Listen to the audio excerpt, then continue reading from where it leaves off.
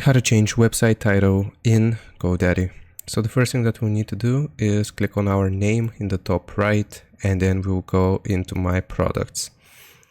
Here we want to scroll down until we see Websites plus Marketing, and then I'm going to go into Websites plus Marketing.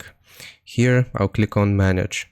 Basically what we need to do is we need to locate the website editor. So right here on the right, you will see your website, and we have to click on Edit Website.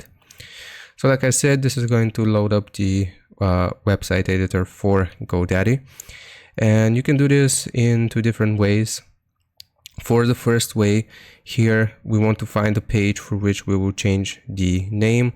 Hover over it, click on the gear icon, and then we want to go to page settings, and we can change the page title, which in turn will appear here at the top as the site title.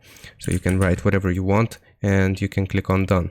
Now another way of how you can do this is by clicking on settings here, and then we will select basic information, and this is your site name. You can change this to whatever you want, and then that is going to be the site title for you, and that's how you do it.